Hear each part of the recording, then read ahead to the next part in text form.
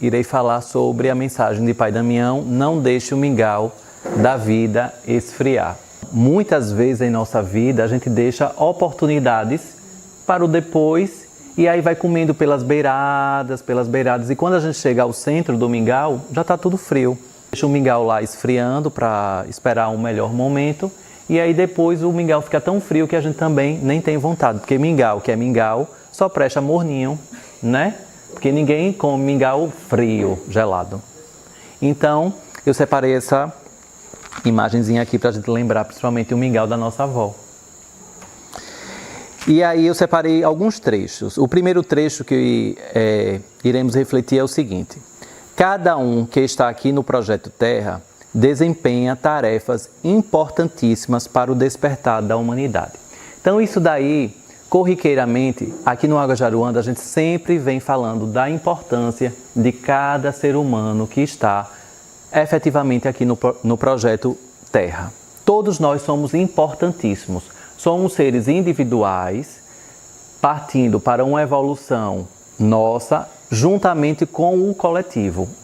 Então isso daí é uma peça muito importante que os mestres, a todo instante, mandam mensagens, direcionamentos, canalizações, enfim, de todas as searas, quer seja de Umbanda, por meio de um preto velho, de um caboclo, quer seja pela Fraternidade Branca, pelos mestres ascensionados, de várias direções, são recepcionadas mensagens para sempre o progresso da nossa consciência principalmente, mostrando que o Deus que antes nós buscávamos fora está dentro de nós.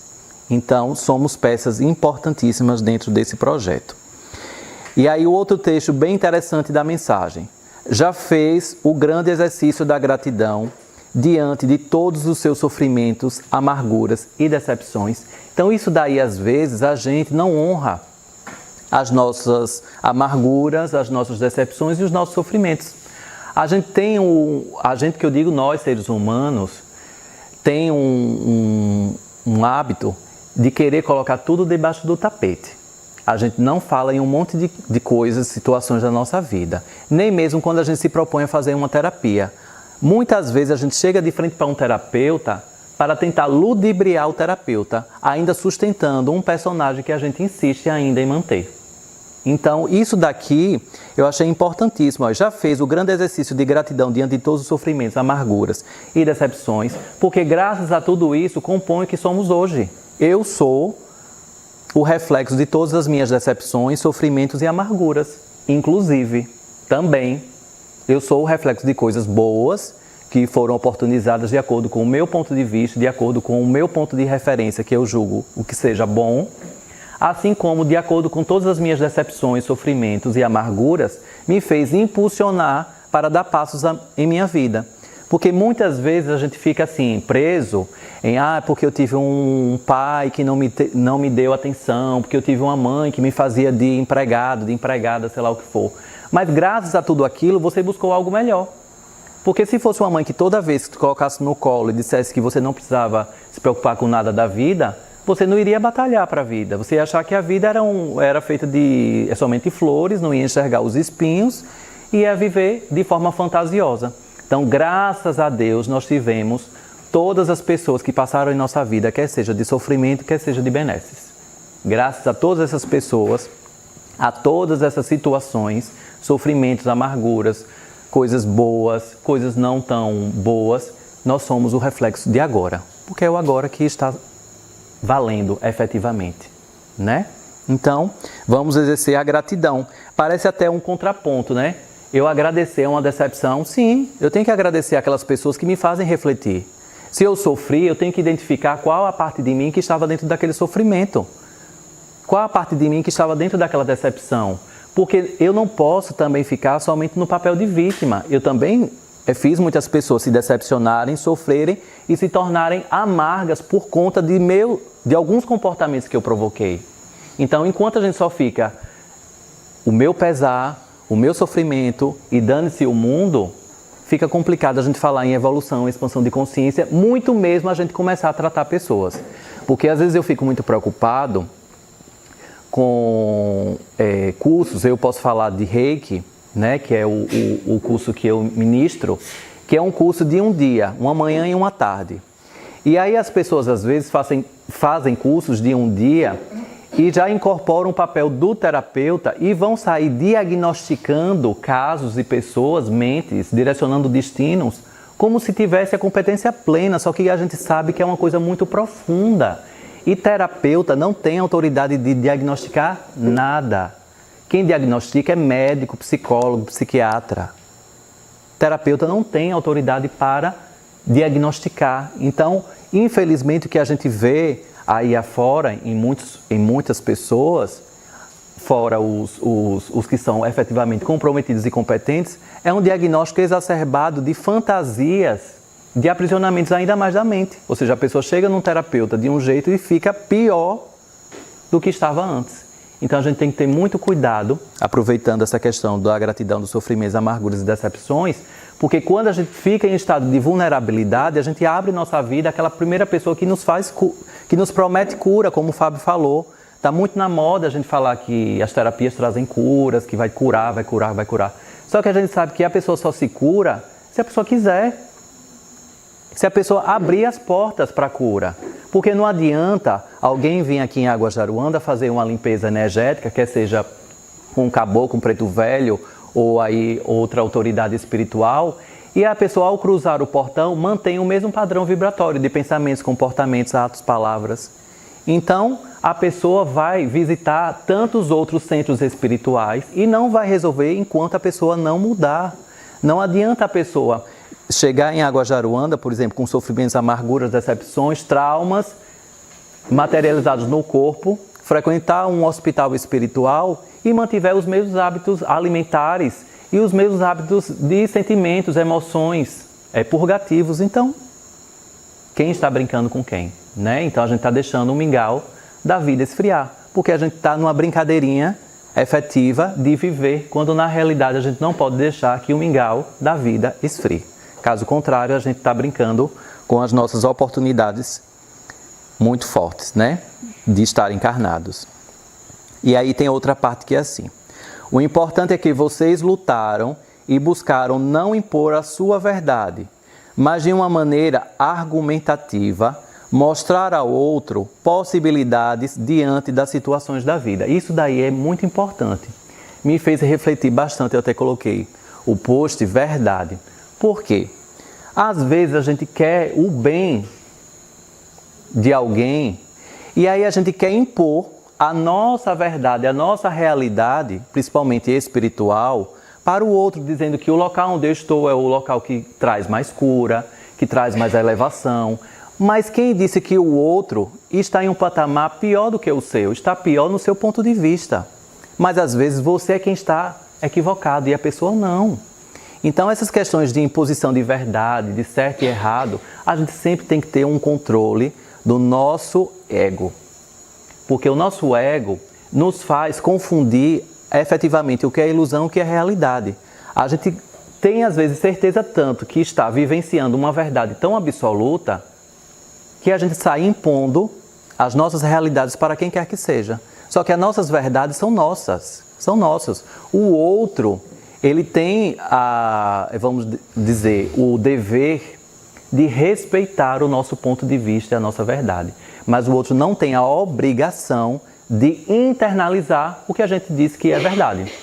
Então, quando a gente trata de verdade, a gente tem que estar sempre de peito aberto para falar o que a gente quer, de acordo com a nossa verdade, e também recepcionar o que o outro vai fazer com aquilo que a gente julgou como verdade. Porque todos têm as suas verdades. É tanto que os mentores espirituais, quando passam essas mensagens, por exemplo, eles sempre falam: não absorvam todas as palavras dessa mensagem como absolutas. Construam as suas verdades. Porque nem eles detêm a verdade absoluta, porque eles estão falando de acordo com um ponto de vista de evolução deles. Mas às vezes a gente tem um outro ponto de vista porque o ciclo que a gente está vivenciando ainda não consegue acompanhar o que efetivamente nas entrelinhas ele quis dizer para a gente. Então, a verdade sempre tem que ser muito bem respeitada. Os tarefeiros da luz vão sendo colocados nessa gincana do corpo e da mente. Veja que interessante que ele utiliza, gincana do corpo e da mente. importantíssima para que vocês enxerguem que o comportamento do outro repercute dentro de você, exatamente do que está mal resolvido dentro de você. Isso daí a gente exaustivamente vem falando aqui no Águas de Aruanda. O que o outro interfere em você é porque está mal resolvido dentro de você. Porque enquanto a sua paz estiver nas mãos do outro, está tendo um equívoco. Porque o outro está pleno de retirar a sua paz. Porque você entregou a sua paz para o outro. Porque a gente, nós seres humanos, vivemos sempre para que o outro nos complete. Nos complete, ao invés de que o outro nos compartilhe emoções, sentimentos, momentos. Mas a gente sempre está em busca do outro para nos completar, quer seja no relacionamento de íntimo, de amigo, enfim, familiar. Sempre a gente quer que o outro nos complete. Só que nós somos autônomos, nós somos autossuficientes. O outro está para compartilhar momentos e sentimentos e não para nos completar em nada. Porque isso daí é a gente entregar a nossa paz para o outro. Então isso daqui, na mensagem de Pai Damião, ele deixa sacramentado de que se o outro retira a minha paz, é porque aquela questão está muito mal resolvida dentro de mim e eu devo mergulhar dentro das minhas águas para perceber o que efetivamente precisa ser colocado no lugar. Caso contrário, sempre eu vou ficar batendo na mesma tecla, fazendo o mesmo personagem, que somente eu acredito neste personagem, porque os outros já perceberam que na realidade tudo é uma dramatização na gincana do corpo e da mente. Porque às vezes a nossa mente quer algo, mas o nosso corpo está respondendo outro. Então Kátia, às vezes ela me diz, olha, eu sou desse jeito, mas o corpo dela está me dizendo outra coisa. Quem nunca teve um sorriso amarelo diante de si? Um amigo que te abraça, que te beija, que diz que adora você, mas você enxerga perfeitamente que o corpo não está dizendo isso. A mente dele quer acreditar naquilo tudo que está dizendo, mas o corpo dele está dizendo coisa completamente diferente. Então a linguagem do corpo é interessantíssimo. Quando a gente aprende a observar, que é o estado de contemplação, que Pai Damião sempre fala, o estado de contemplação é a gente observar não só os lugares que a gente passa, mas também as pessoas que estão ao nosso redor. A gente aprende a linguagem do corpo. Então, quando o outro está efetivamente aberto para receber todas aquelas palavras que nós estamos ali depositando aos ouvidos dela, quando ela não está afim, isso daí a gente vai balizando. E nessa gincana entre corpo e mente, a nossa paz sempre tem que permanecer conosco. Que a minha paz é minha, não é do outro. Então, se eu estou deixando que o outro me desestabilize tanto, é porque eu estou entregando a minha paz para o outro. E isso daí é um grande risco. Enxerguem a paisagem, enxerguem o balanço das árvores, a contemplação. Abram suas janelas e enxerguem o belo naquilo que parece não ter nenhum tipo de atrativo. Enxerguem o movimento e a dinâmica das pessoas para que vocês entendam o poder do agora. Então isso daqui é importantíssimo. A gente refletir na contemplação, como eu já tinha falado anteriormente, quando ele diz: enxerguem o movimento e a dinâmica das pessoas para que vocês entendam o poder do agora e mais ainda, naquilo que parece não ter nenhum tipo de atrativo. Então às vezes nós somos colocados em lugares, em situações, que existem pessoas que nos convidam sempre a uma desestabilização comportamental.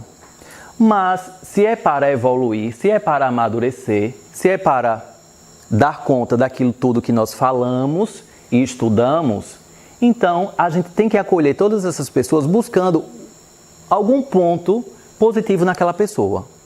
Nem que seja o dedo mindinho daquela pessoa.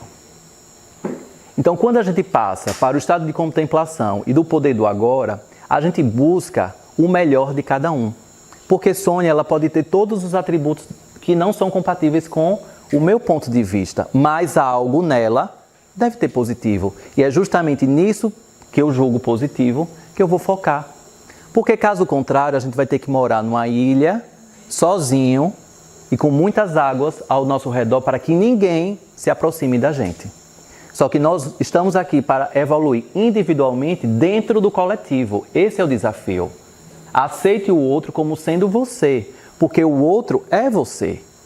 Nós estamos inebriados em uma teia. Isso tudo é uma teia. Então, o que o outro sente, eu sinto. O que é uma teia. Então, quando a gente vai para a sutilização magnética dos seres humanos, sem esse condensamento celular, que é o nosso corpo, a gente verifica que todos nós estamos interligados. Todos nós estamos interligados. Todos nós. O caos coletivo que acontece em Brasília, quer seja pelas repercussões que estão acontecendo recentemente ou há algum tempo, repercutem sim na nossa vida. A irritabilidade nossa e a insatisfação em muitas coisas da nossa vida também. Porque todos nós estamos em uma teia, nós estamos em uma teia. O que acontece com o meu vizinho repercute vibratoriamente dentro da minha casa também. Então, por isso que a gente está o quê? A sempre ser convidado pelos mentores espirituais a exercitar como tarefeiros da luz, a exercitar o mergulho, o poder do amor próprio, porque só consegue amar sem condições, ou seja, incondicionalmente o outro, aquele que já aprendeu a se amar. Se a gente não aprende o amor próprio, se a gente não se ama, a gente está incapaz, incompetente de exercitar o amor incondicional. Então, somente nos amando, nos honrando, para poder amar infinitamente o outro, buscando algo que o outro tem de melhor. Eu falo a minha verdade para você, mas eu fico muito magoado com você e sua reação. Veja que interessante essa parte. Porque quando eu expurgo a verdade, devo aliviar a minha alma porque fiz o meu melhor. Então vamos analisar essas duas frases. Eu falo a minha verdade, ou seja, a verdade é de quem? Minha. Para você. Mas eu fico muito magoado com você e a sua reação. Como? Então, na realidade, eu não estou falando a minha verdade, eu estou impondo a minha verdade. É o que eu acredito que seja verdade. E você tem que engolir, custe o que custar a minha verdade. Só que a verdade é minha. É só eu prestar atenção no que eu falo. Eu estou dizendo a minha verdade para você. Então, a verdade continua sendo minha e não sua. Mas eu fico magoado com você e a sua reação como? Eu sou obrigado a respeitar o seu direito divino de também ter a sua verdade.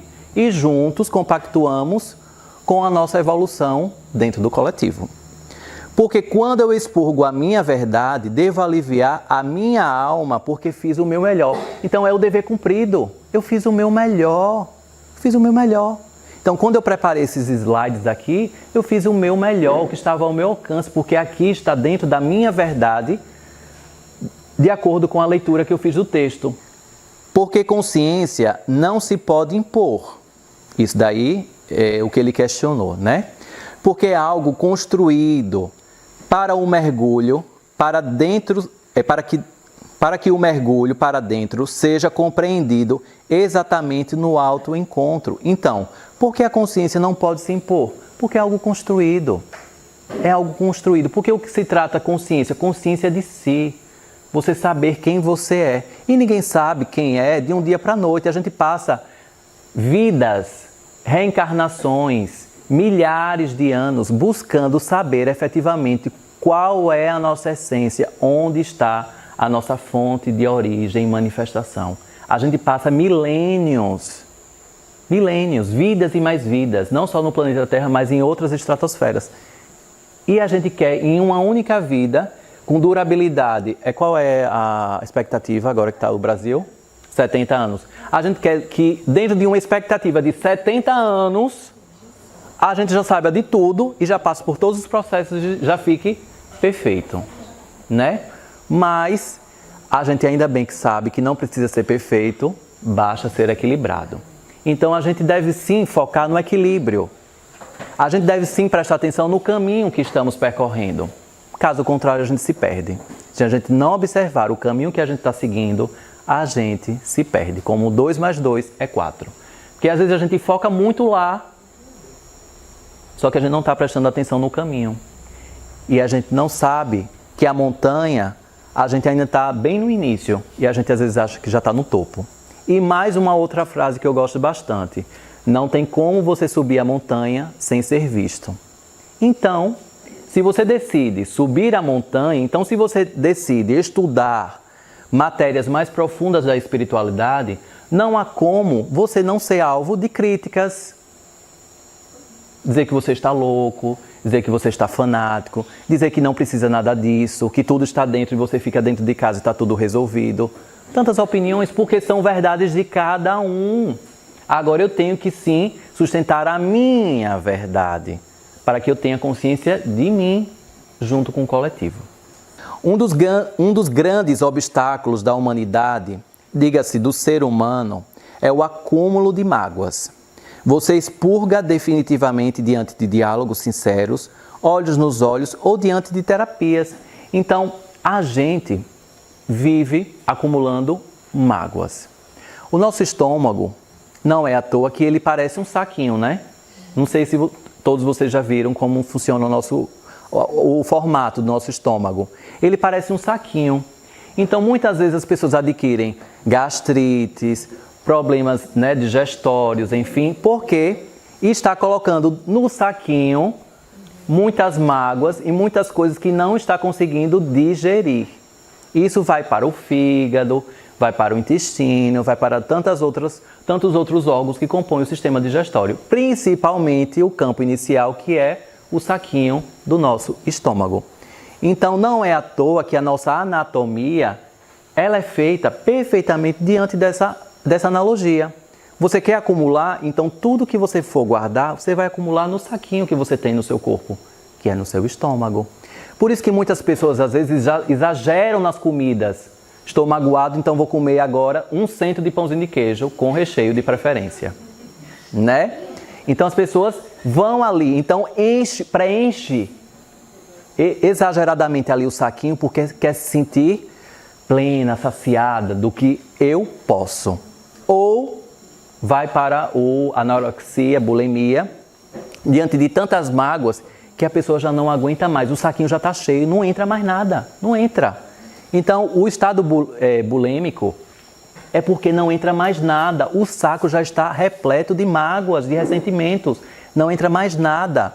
Por isso que tudo que come tem que expurgar, tem que vomitar. Por quê? Enquanto não se resolverem diálogos sinceros. Então, quem tem efetivamente coragem de ter um diálogo sincero? A gente vive dramatizando a nossa vida.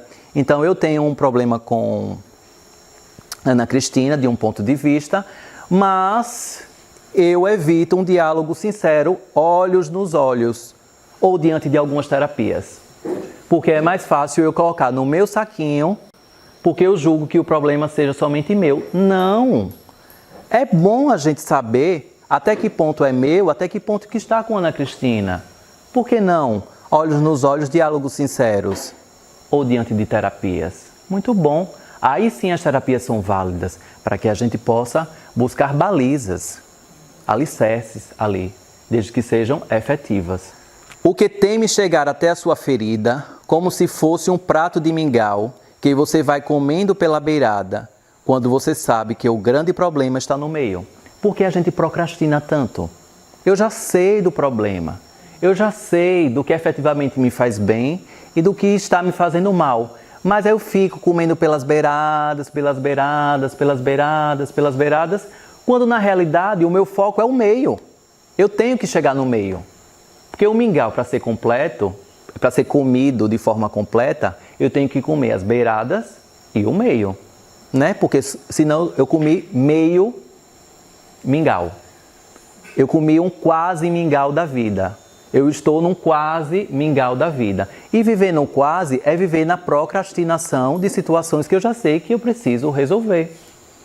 E aí a gente sabe perfeitamente que as doenças, sim, devem acontecer no nosso corpo para nos alertar das válvulas de escape que já não suportam mais acumular e procrastinar o mingau que já está gélido da nossa vida. Então, tem essa frase aqui de Pai Damião. O que teme chegar à sua ferida? Por que a gente procrastina tanto? Por que a gente esconde tanto nossas feridas? Por que a gente esconde tanto as pústulas? Existe uma lenda que o orixá Omolu, ele é revestido de palhas, não sei se vocês já viram alguma imagem dele revestido de palhas, porque ele quer esconder as pústulas, as feridas, para que ninguém enxergue as feridas dele. Mas, obviamente, que não é isso. Na realidade, na cultura iorubana, diz que o Molu, ele é um orixá tão repleto de luz curativa, que ele precisa colocar aquelas palhas, porque as pessoas que enxergassem efetivamente a essência dele ficariam cegas de tanta luminosidade aos olhos dos seres humanos. Então, para vocês verificarem que a gente consegue justificativas para tudo na nossa vida, inclusive para o orixá, né? Inclusive para um ser, para uma divindade iorubana, de acordo com a nossa realidade. Então, o que teme chegar à nossa ferida, obviamente que é sofrível, mas a dor a gente passa e o sofrimento a gente escolhe por quanto tempo a gente permanece. Se é um mês, 1 ano, 2 anos, 3 anos, 1 década, 3 vidas, 5 encarnações, e olhe lá se tiver, né? No início, você vai pelas beiradas, mas não pode ficar só no início. Tem que avançar para chegar diante de você mesmo. Então, no início, a gente vai fazendo uma coisa, vai fazendo outra, né? Vai fazendo uma dinâmica, vai fazendo uma terapia. Chega na terapia um pouco tímido, falando somente do superficial, mas depois a gente vai aprofundando. Porque senão a gente vai ficar igual aquela vitrola quebrada, só repetindo aquelas mesmas histórias. E o terapeuta ali, o psicólogo, o psiquiatra, quem esteja atendendo você, fingindo que está acreditando em toda aquela dramatização que você está fazendo, né? Então, tem que avançar para chegar diante de você mesmo. Tem uma vivência no Divino Aterramento que é do espelho. A gente pega o espelho para pentear o nosso cabelo, para escovar os dentes, para, né, as mulheres para passar um batom, uma maquiagem e tal. Os homens também, né? Por que não passar uma maquiagem, um batom? E aí, mas quando a gente está diante de olhos nos olhos da gente, para enxergar o que efetivamente está dentro da gente, aí o bicho pega. Porque isso daí a gente não coloca como nossa prática diária, a nossa prática de vida. Nos enxergar, saber quem está ali refletido no nosso espelho. Quem está ali efetivamente refletido? Um personagem? Quem é você de verdade? Porque às vezes a gente fica participando de tantos workshops, de tantas palestras aqui no Águas de Aruanda, lendo tanta coisa, estudando tanta coisa, PhDs em milhões de coisas, mas a gente esquece de olhar, de fazer uma terapia básica, que é ficar no mínimo 5 minutos olhando para o nosso espelho diante do nosso reflexo. Façam isso quando vocês puderem. Verifiquem onde efetivamente vocês estão, quem vocês estão, e efetivamente para onde vocês querem chegar. Criem metas diante dos espelhos, criem metas diante de você mesmo, porque ali é você com você mesmo, sem mentiras. Porque recentemente o Pai Damião colocou uma mensagem aqui no Águas de Aruanda, não sei se foi Pai Damião, se foi seu sultão, algum mentor, que ele falou assim, acho que foi seu sultão: quer saber quem você é? Observe seus pensamentos. Se você quiser saber quem você é, observe os seus pensamentos. Por quê? Aqui eu estou fazendo um personagem, né, aqui para vocês, né? Tiago, que está aqui falando, numa palestra, tal. Mas vocês não sabem o que efetivamente está dentro daqui da minha cabeça, nos meus pensamentos cotidianamente. Então, eu sou os meus pensamentos. Eu sou aquilo que os meus pensamentos fabricam. Eu sou essa pessoa e não é essa pessoa que é apresentado para a sociedade. Quem eu sou é o reflexo dos meus pensamentos, que somente eu sei quem eu sou. Nem a pessoa mais próxima de mim sabe 100% quem eu sou, porque não tem o domínio dos meus pensamentos. Então, eu sou os meus pensamentos. Você é os seus pensamentos. Então, observe quem é você por meio dos seus pensamentos. Observe, às vezes, a gente tem uns pensamentos tão mesquinhos, tão egóicos, tão julgadores, tão impositivos, tão pequenininhos, que diz assim: meu Deus, eu sou essa pessoa. E o povo todo me ama e eu sendo essa pessoa. Veja só, não é? Então, assim, a gente é ali aquela frequência daquele pensamento, repetitivos. Então, observemos quem realmente a gente está. Porque eu tenho certeza que a gente não é nada daquilo. Tenho certeza que a gente está aqueles pensamentos. Mas nós não somos aqueles pensamentos. Nós somos muito mais. E cada vez a gente está buscando nos aproximar da essência, de quem nós somos de verdade, da nossa fonte. Esse é o desafio. Retirar o temor da doença é algo sublime. Não é ficar feliz porque está doente. É vivenciar a doença. A catapora, por exemplo, é um grande expurgo da alma. Veja só. A catapora, por exemplo, é um grande expurgo da alma. Alguns vão dizer, alguns da área de saúde vão dizer, não, é um vírus, é uma bactéria, sei lá o que for. Calma. São as dores da alma de muitas vidas. Que obviamente que a gente precisa de uma justificativa, a gente precisa de um vírus para justificar que a catapora foi provocada por conta de um vírus, né? É uma doença de verão, tal, enfim. Mas na realidade, espiritualmente, quem já teve catapora, eu já tive. E eu tive assim, rubéola no mês de setembro e catapora no mês de outubro, ou seja, minha alma estava querendo expurgar tudo, né? E aí o que? Ele coloca o quê? Por exemplo, a catapora, a gente vai entendendo algumas doenças que o nosso corpo vai passando, né? Então, por exemplo, a catapora é um grande expurgo da alma. Grande expurgo da alma. São as dores da alma de muitas vidas. Se eu soubesse, aos 7 anos, eu teria vivenciado bastante minha catapora. Dizer, expurga tudo, né? Mas a gente não tinha consciência. Eu não tinha, aos 7 anos, que ali era o expurgo da minha alma, que eu deveria aproveitar bastante o aprendizado daquela doença. Mas eu agora, com as experiências que eu tenho, todas as doenças que eu venho percorrendo, passando, eu vou exatamente buscando o que aquela doença está contribuindo para mim. O que ela quer me dizer? O que ela efetivamente está me dando o recado? Será que eu estou passando batido em algumas coisas? Será que eu estou negligenciando a minha alma, o meu corpo? Será que eu não estou alimentando bem a minha alma e somente o meu corpo? Porque tem pessoas que só alimentam o corpo, né? E agora com glúten e lactose, as pessoas estão paranoicas com glúten e lactose para o corpo. E a alma, ninguém quer saber se ela tem glúten e lactose, né? A alma, ela está negligenciada, porque as pessoas ficam paranoicas em somente o corpo, mas esquecem que nós somos a união de corpo e alma. Então devemos zelar tanto da alma quanto do nosso corpo. Dores de cabeça constantes, veja só, muitas vezes são como se fossem metástases emocionais de dores. Então quem tem dores de cabeça cotidianamente, verifique. Rancores, mágoas, ressentimentos, o não acolhimento da própria história de olhar para trás. Então veja só, quem tem dor de cabeça constante, na realidade funciona como metástase, ou seja, a alma já está em metástase. Metástase de quê? De dores, rancores, mágoas, ressentimentos, o não acolhimento da própria história de olhar para trás. Tudo isso. Uma dor de cabeça.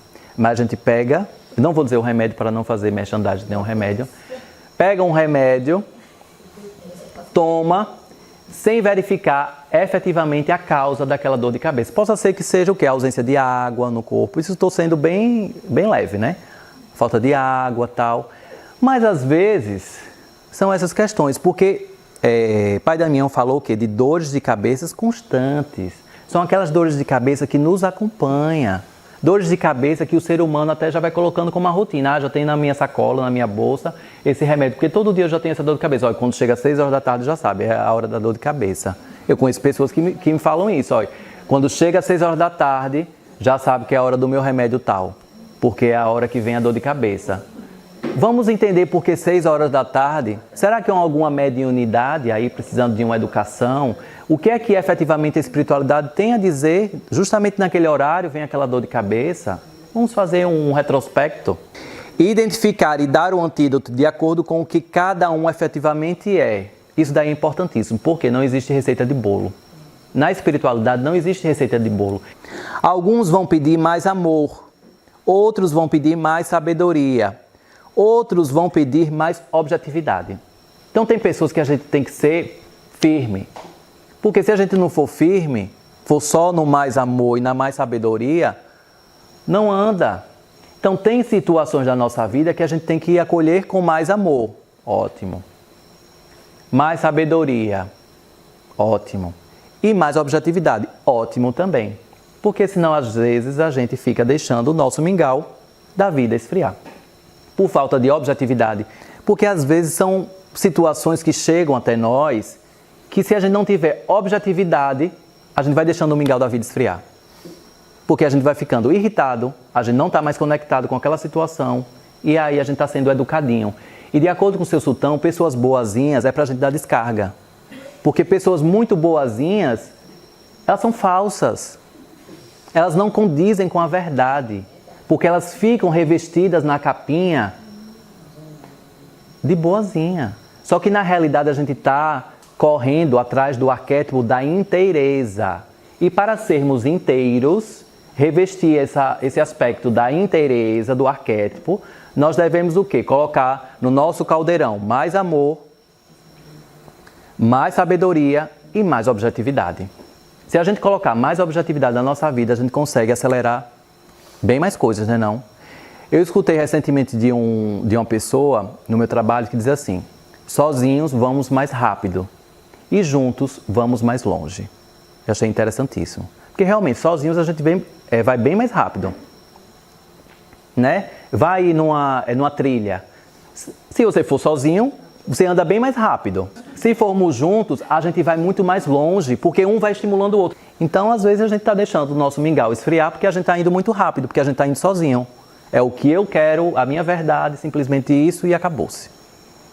Então, a gente tem que verificar se a gente quer ir mais rápido ou se a gente quer ir mais longe. Porque ir mais rápido não necessariamente é ir mais longe. Às vezes você vai mais rápido e chega num ponto que você não consegue mais passar. A despersonificação dos atos é importantíssimo. Porque não foi você quem fez. Você foi apenas um instrumento para a semente ser plantada num terreno adequado. Quem plantou, no final da história, fez apenas uma tarefa que precisava alguém fazer. Então, a gente faz uma ação na comunidade aqui do Mosqueiro. Alguém precisava fazer aquela ação. Ou não, né? Mas vamos colocar no que precisava ser feito. E aí, alguém precisava fazer. Mas nem por isso a gente precisa personificar, dizer, olha, aquela comunidade está evoluindo porque a Águas de Aruanda está ali junto com todos eles. Mas a gente tem que observar se no nosso dia a dia a gente vive fazendo coisas e personificando para dizer que fui eu quem fiz, só está assim porque eu coloquei a mão, só está assim porque eu empreendi o máximo de esforços, enfim. Às vezes a gente acha que a gente vive na imprescindibilidade. Somos seres imprescindíveis, quando na realidade não é. E aí vem o susto do quê? Você tem ali seu trabalho, aparentemente tem uma estabilidade, algo acontece, você perde o emprego. Cadê a imprescindibilidade? É prova de que você não é imprescindível, porque no outro dia já tem outra pessoa sentada na sua cadeira, fazendo igual, pior ou melhor, mas não importa, sentado na sua cadeira, no seu lugar, né? Então, a gente fica vivendo a imprescindibilidade. Por isso que Pai Damião sempre fala em algumas mensagens, desapegue. O desapego não vem da renúncia, vem justamente o quê? Deixe fluir, vivencie o agora, veja o que você está. Eu estou aqui com vocês, vivenciando este momento. Posteriormente eu já tenho um planejamento. Se não acontecer, eu vivenciei aqui. Então a gente vivenciar é desapegar efetivamente de tantas celeumas engessantes. Né? Às vezes a gente se engessa muito diante da imprescindibilidade. Quem disse que você é imprescindível? Os agradecimentos não são medalhas. Isso daqui é bem interessante. Os agradecimentos servem como mais um impulso para mostrar que está valendo a pena. Poxa, o hospital espiritual atendeu 150 pessoas em uma manhã. Que bom, porque na próxima segunda vão ser 200, 300, 400. O importante é que a gente se aprimore. A gente verifica onde foi que a gente falhou para que a gente possa estar à disposição de muito mais. Sempre dando excelência no que fazemos. Isso é importante, né? Porque senão a gente o quê? Fica no agradecimento como medalha. E os agradecimentos não são medalhas, não é para nos envaidecer. Quando o padre Fábio de Mello deu depoimento dizendo que ele estava em depressão, as pessoas acharam o caos, o pânico, como aquele padre, cercado de tantas coisas, o padre Marcelo Rossi também, como um padre famoso, tantas pessoas próximas, uma vida abundante. Quem disse? Isso daí é a sua verdade. É a minha verdade, mas não é a verdade dele. Né? Então a gente tem que verificar sempre que as medalhas, elas ficam no bolso, como diz Pai Damião. Guarde no bolso. As pessoas são muito ansiosas e querem que uma técnica, uma ferramenta despertem o que somente a pessoa pode fazer.